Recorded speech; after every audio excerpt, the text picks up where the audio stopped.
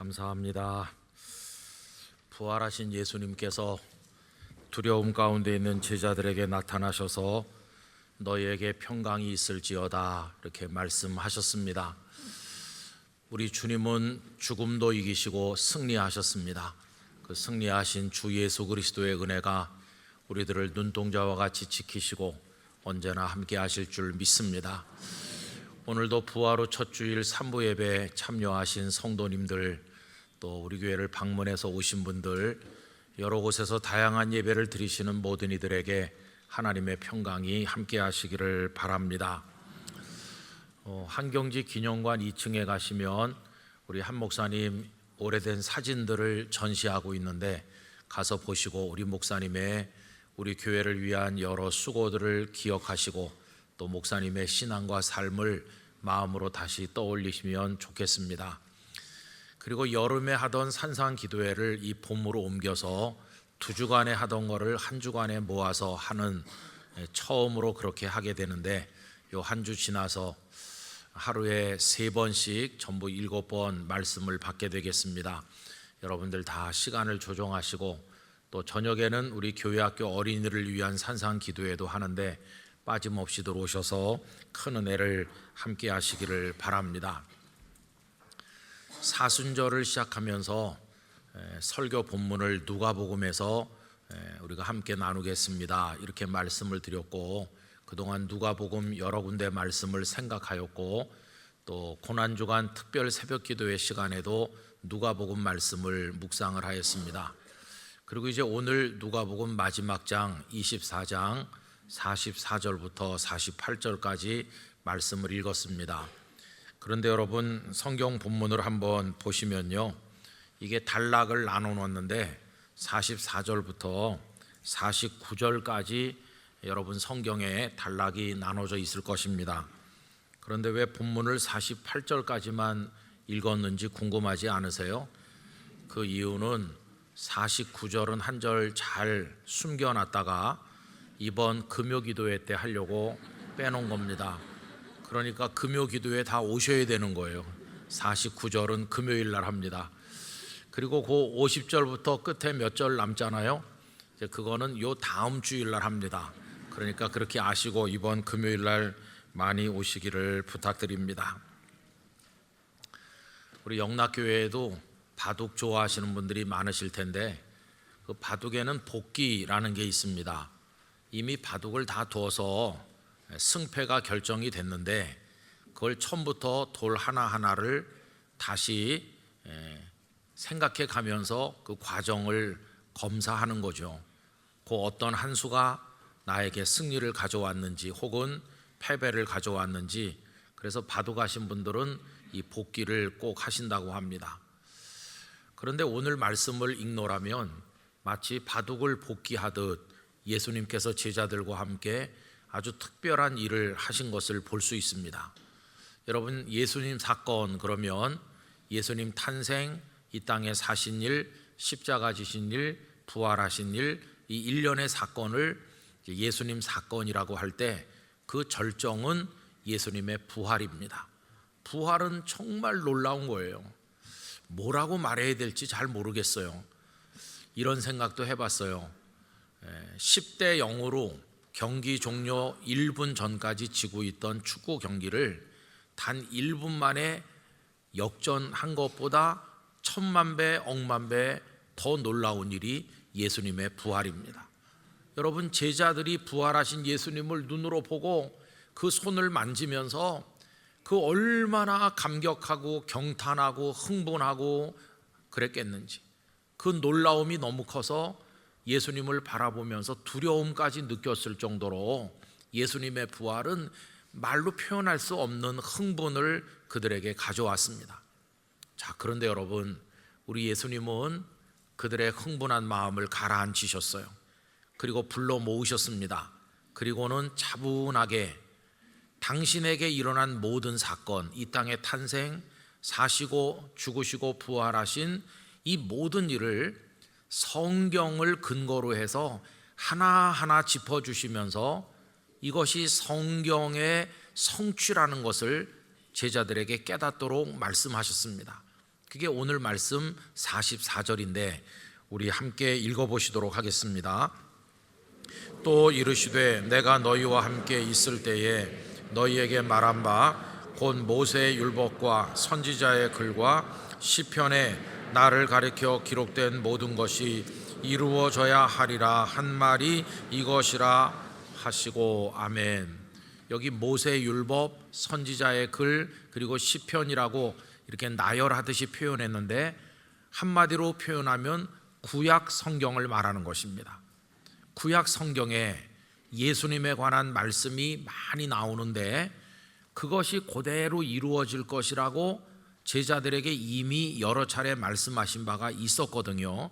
성경에 기록된 것이 이루어질 것이다 하셨는데 이제 그게 다 이루어지지 않았어요. 부활까지 이루어진 거죠. 그러면은 그게 정말 그대로 이루어졌는지를 제자들을 앉혀 놓으시고 성경 구절 하나하나를 짚어가면서 예수님께 일어난 사건들과 연결시켜서 제자들로 하여금 깨닫도록 말씀을 하셨다는 겁니다. 여러분, 그 당시에는 신약 성경은 없었을 때고 구약만 있었을 텐데 그거 가지고 예수님 사건을 확인시키신 것을 보게 돼요. 그럼 예수님 왜 이렇게 하셨을까? 그 이유는요, 예수님의 모든 것은 다 성경에 기록된 대로 되었기 때문이에요. 이것에 관해서 고린도전서 15장 3절 4절이 다음과 같이 기록하였습니다. 내가 받은 것을 너희에게 전하였노니 이는 성경대로라고 그랬죠. 성경대로 그리스도께서 우리 죄를 위하여 죽으시고 장사 지낸 바 되셨다가 성경대로 사흘 만에 다시 살아나사, 성경대로 된 거예요. 여러분, 성경을 사람들이 왜 읽습니까? 예수님은 성경이 당신에 대한 증언이라고 말씀하셨습니다.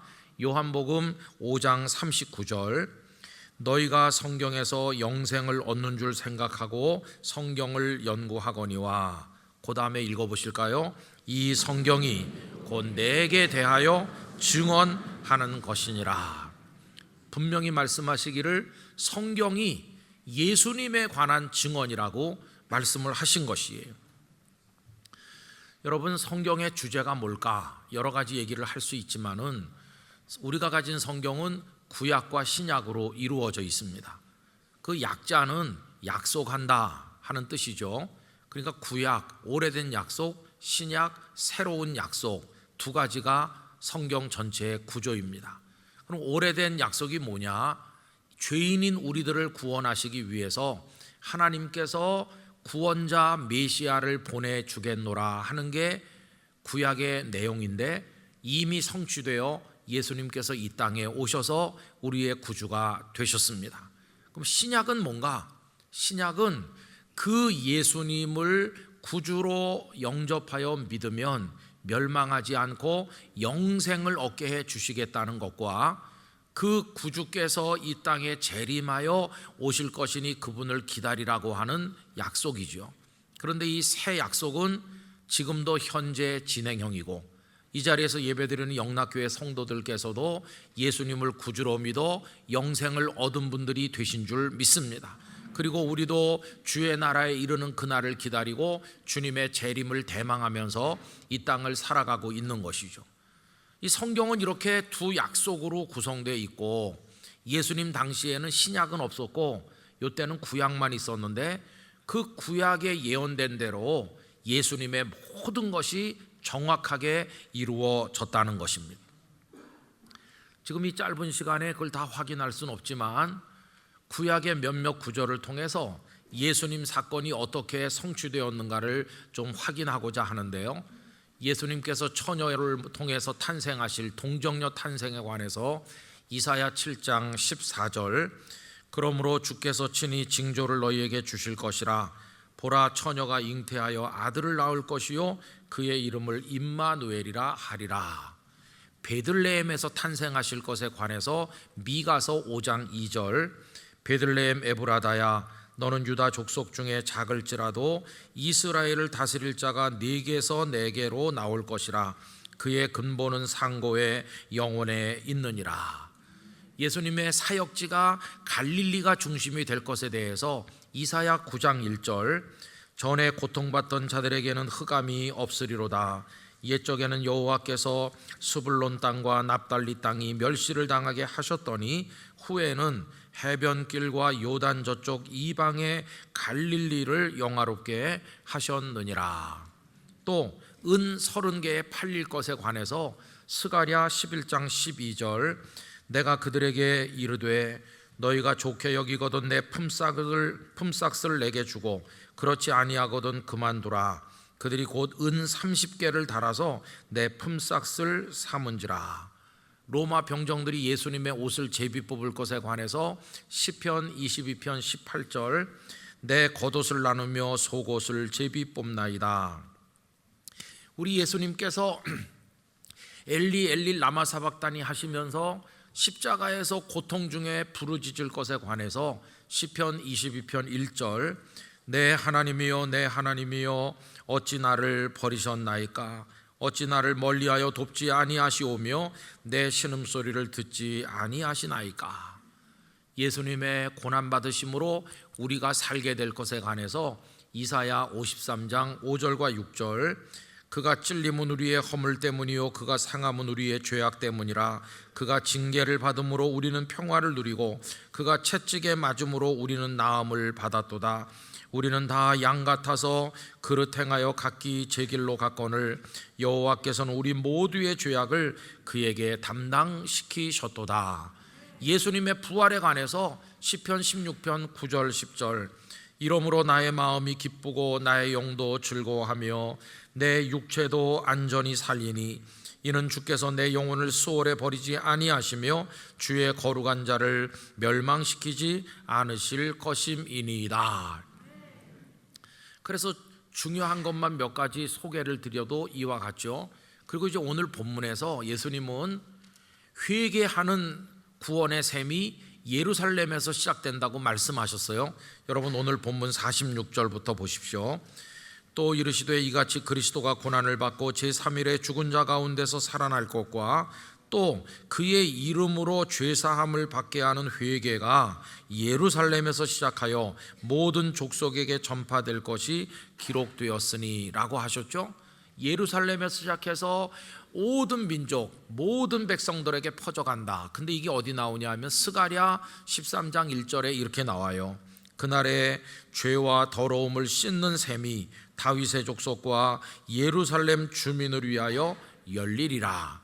예루살렘 주민들에게 먼저 열렸어요. 사도행전 1장 8절 그대로 됐잖아요.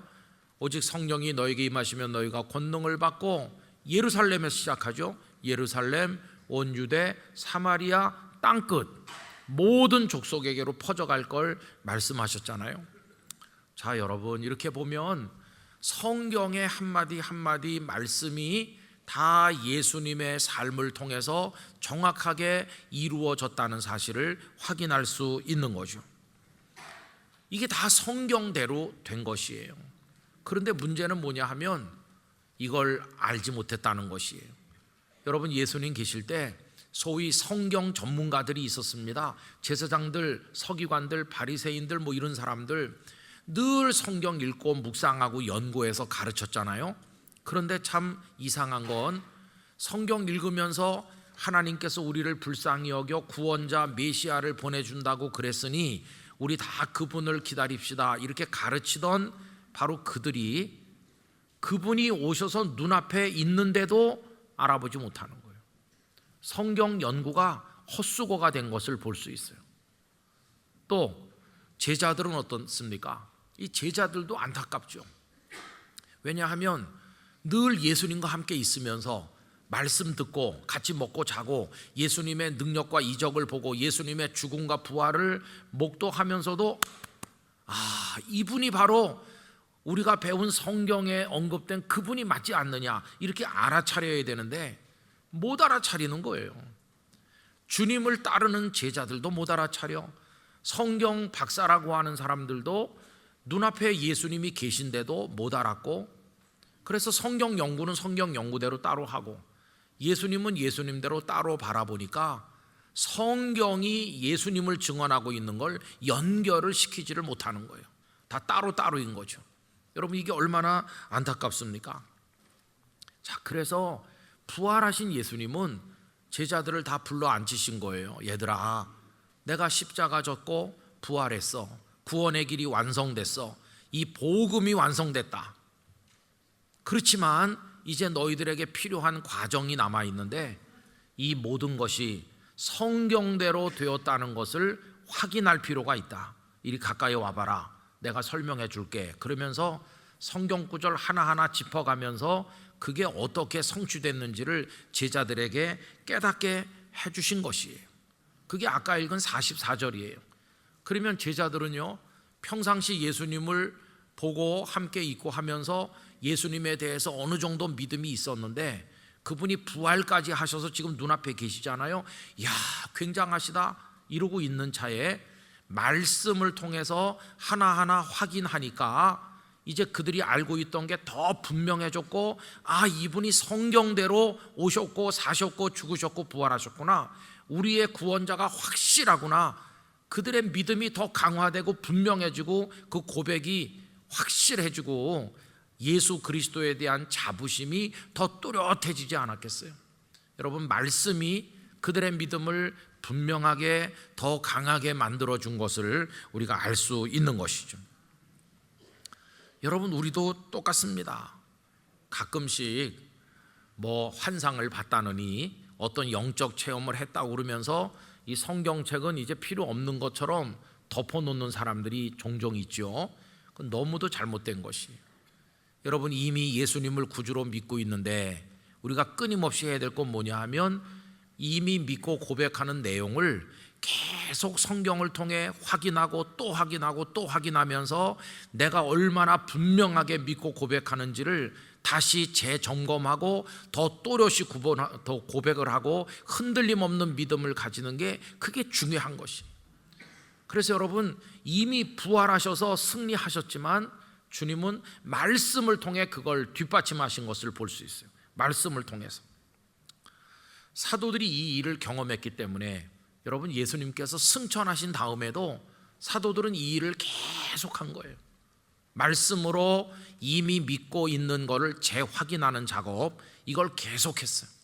사도행전 2장 끝자락에 가보면 초대 예루살렘 교회 성도들이 뭘 했는지를 여러 가지 보여주는데, 그 중에 42절에 이런 구절이 나옵니다. 그들이 사도의 가르침을 받아라고 돼 있어요. 그 예루살렘 그 성도들이 늘 모여서 떡을 떼고 교제하고 이런 것만 한 게 아니고 사도들에게 가르침을 받았대요. 사도들은 그들을 가르쳤다는 거예요. 그럼 가르친다는 게 뭘 말했다는 것입니까? 아마 이렇게 했을 거예요. 베드로, 야고보, 요한 이런 분들이, 사람들이 이렇게 모여오잖아요. 그럼 다 앉혀놓고, 자, 이제 우리가 말씀을 전해드리겠습니다 하면서 이렇게 말했겠죠. 여러분들은 그분이 하나님의 아들, 우리의 구원자인 줄 몰라서 십자가에 못 박으라 이렇게 소리 질렀고, 당신들은 그분을 십자가에 죽였습니다. 그러나 그분은 죽음에 갇혀 있을 뿐이 아니기 때문에 하나님께서 그 예수님을 살리셨습니다. 우리가 다 그 증인입니다. 우리가 그분과 함께 있었고 그분의 죽음을 보았고 그분의 부활을 본 바로 증인들입니다. 그러니 지금이라도 회개하고 그 예수님을 구주로 영접하세요. 그러면 새롭게 되는 은혜의 날이 임할 것이고 성령이 여러분들에게도 임할 겁니다. 이제 이렇게 말해주는 거죠. 그런데 그게 가르침의 끝이 아니에요.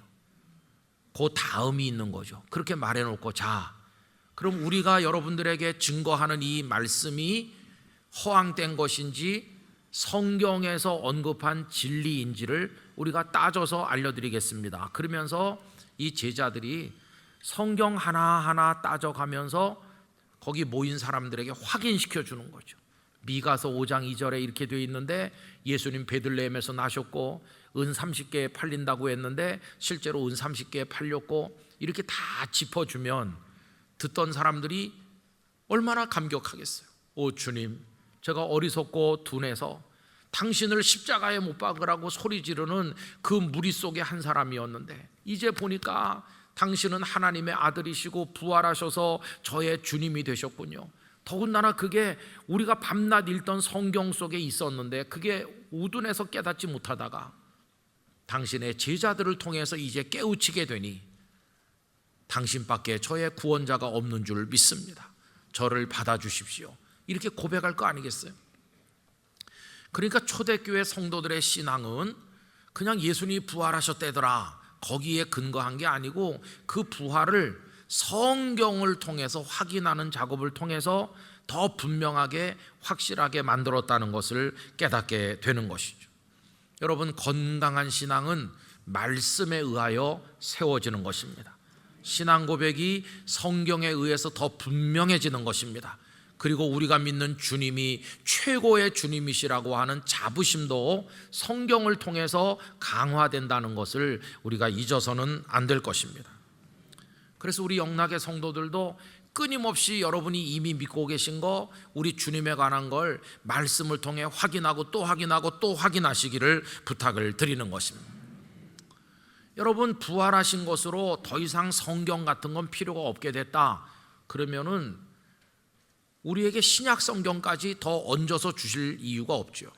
그런데 예수님은 당신이 부활하신 이후에 제자들에게 이렇게 성경을 통해서 확인시켰을 뿐만 아니라 오늘 우리에게는 사복음서를 비롯해서 요한계시록까지 더 많은 신약 성경을 선물로 주심으로써 우리로 하여금 말씀을 통해서 그분이 우리의 주님인 것을 더 분명하게 깨닫도록 축복을 주신 것이에요. 그래서 예수님 당시 이때 이 성도들은 구약 성경밖에 없었는데 우리는 신약 성경까지 있으니까 얼마나 더 풍성한 말씀의 축복을 받은 것입니까? 여러분, 저는 우리 영락의 성도들이 하나님의 말씀으로 여러분의 믿음을 확인하시고 예수님 사건을 재확인하시고 더 또렷이 고백하시고 흔들림 없는 믿음 고백을 가지시기 바라고 그걸 통해 승리하시기를 간절히 축원합니다. 우리가 이렇게 말씀을 통해서 예수님을 확인하는 게 왜 중요하냐 하면 말씀을 붙들 때 성령께서 우리 속에 강하게 역사하시기 때문이에요. 가슴을 뜨거워지게 하시거든요. 엠마오로 가는 두 제자도 예수님께서 말씀을 통해서 부활을 다 설명해 주셨던 사람들이었어요. 누가복음 24장 27절, 이에 모세와 모든 선지자의 글로 시작하여 모든 성경에 쓴 바 자기에 관한 것을 자세히 설명하시니라. 엠마오까지 예수님이 동행해서 천천히 걸어가시면서 성경에 이렇게 되어 있는데 그분은 부활하셨고 성경에 이렇게 되어 있는데 이건 이런 것이고 차근차근히 설명해 주신 거예요. 그랬더니 그들의 가슴이 뜨거워졌어요. 그걸 이렇게 말했죠. 그들이 고백하기를, 누가복음 24장 32절, 그들이 서로 말하되 길에서 우리에게 말씀하시고 우리에게 성경을 풀어 주실 때에 우리 속에서 마음이 뜨겁지 아니하더냐 하고.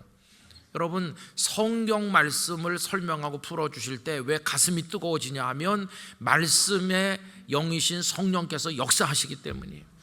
저는 이런 소원을 가집니다. 우리 영락의 성도들이 모여서 예배할 때, 이 강단에서 말씀이 선포될 때 성령께서 여러분들의 마음을 뜨겁게 만드시기를 축원합니다. 여러분이 개인적으로 읽으실 때, 암송하실 때, 말씀으로 기도할 때 여러분 속에 성령의 역사가 나타나기를 원합니다. 성경은 말씀 안에서 우리에게 은혜로 다가오는데 그 속에 성령이 역사하시는 것이.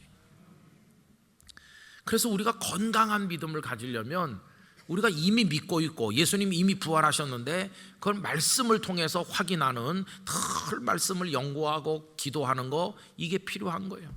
베레아 교회 성도들처럼 하시길 바랍니다. 사도행전 17장 11절, 베레아에 있는 사람들은 데살로니가에 있는 사람들보다 더 너그러워서 간절한 마음으로 말씀을 받고 이것이 그러한가 하여 날마다 성경을 상고함으로. 여러분, 이게 우리가 해야 될 일입니다. 말씀을 받으시고요, 날마다 말씀을 상고하시기를 부탁드립니다. 그럴 때 성령께서 너 지금 잘 믿고 있는 거다, 예수님이 부활하신 거 더 분명하게 고백해라, 증거해라, 우리 속에 확신을 허락해 주시는 거죠.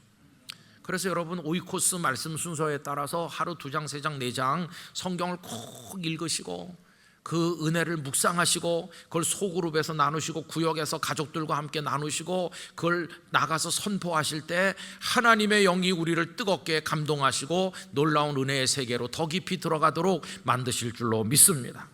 말씀을 이렇게 하셔야 되는데 한 가지 부탁은 절대로 교회 바깥에서 하면 안 된다는 거예요. 교회 울타리 안에서 하셔야 안전한 거예요. 이 강단이 하나님이 세우신 축복의 강단인 줄 믿습니다. 그리고 교회 안에서 성경 공부하시고 교회 안에 성도들과 기도하고 이래야지, 교회 바깥에 SNS에 그런 데 가보면요, 어둠의 영이 지배하고 2단, 3단, 4단이 얼마나 많은지 몰라요. 어이 목사님, 내가 어디 유튜브 성경 강좌를 들었는데 한 번도 못 들어본 놀라운 얘기를 하던데요, 들어볼만 하던데요. 그게 큰일 나는 거예요. 여러분, 저도요 안 해서 그렇지 여러분이 한 번도 못 들어본 얘기 얼마든지 할 수 있습니다. 한번 해볼까요? 영락교회 성도 여러분, 제가 누군지 아세요? 저 김은성 재림 예수 올시다. 절 믿으면 구원받아요. 한 번도 안 들어보셨죠? 저도 그런 거 할 줄 알아요. 근데 그거는 너무너무 잘못된 거잖아요. 여러분, 성경을 읽으면 그래, 내가 요만했을 때 유치원 때 배운 게 맞는 거야. 우리의 구주는 예수님 뿐이시지 예수님밖에 없어. 여러분, 그게 성경을 읽을 때마다 확인되고 또 확인되는 거예요. 아니, 우리 목사님은 맨날 나 초등학교 때부터 배운 거 똑같은 얘기만 맨날 하셔. 똑같은 얘기만 계속 들어야 그 천국에 갈 수 있어요. 그래서 말씀을 가까이 하시되 교회 울타리 안에서 하시기를 바라고요. 이 성령님의 도우심을 구하시기 바랍니다. 성령님은 지혜와 계시의 영이시라서 어두운 우리의 영혼에 등불을 밝혀서 깨닫게 만드시는 거예요. 마음을 열어서 깨닫게 하신다. 여러분, 오늘 본문 45절 같이 읽읍시다. 이에 그들의 마음을 열어 성경을 깨닫게 하시고, 할렐루야. 성령님께서 우리 영락교회 성도들의 마음을 다 열어주시기 바랍니다. 의심으로 닫히고 교만으로 닫히고 이상한 생각으로 닫혀있는 우리 마음을 활짝 열어주셔서 성경을 깨닫게 하시고, 깨닫고 보니까 예수님밖에 없구나. 예수님의 탄생부터 죽음과 승천과 재림 모든 게 다 말씀대로 되는 거구나. 그럼 나는 말씀을 더 굳건하게 붙들어야지, 말씀에 의지해서 복음을 전도해야지. 여러분, 이렇게 되는 것이에요. 마음을 열어주시고 성경을 깨닫게 하시고. 그래서 우리 영락교회 성도들의 신앙이 건강한 신앙이 되기를 축원합니다. 말씀으로 무장된 신앙이 되기를 원합니다. 부활하신 예수님께서 이걸 왜 하셨는지를 생각하셔야 돼요. 이거 없이 그냥 나가면 성경에 근거가 없는 신앙은 이게 잘못되기 쉽기 때문에 주님은 다 불러가지고 차근차근히 일러주셨고, 제자들은 사람들 모아갖고 또 그대로 일러주었고, 그게 오늘 우리에게까지 전해져 내려온 것이에요. 영락교회가 진리의 기둥과 터가 되길 원하고, 여러분들이 말씀 안에서 예수님의 모든 사건을 확신하고 고백하고 증거하는 승리자가 되시기를 축원합니다. 기도하겠습니다. 아버지 하나님, 주님 부활하신 이후에 제자들에게 말씀을 하나하나 짚어가시면서 어떻게 그 말씀이 성취되었는지 그들에게 분명히 알려주심으로 그들의 믿음이 성경에 근거한 확고한 믿음이 되도록 도우신 것을 봅니다. 영락의 성도들도 끊임없이 말씀 안에서 믿음을 확인하고 예수님을 만나고 더 분명한 신앙 고백으로 승리하게 하여 주시옵소서. 예수님 이름으로 기도드리옵나이다. 아멘.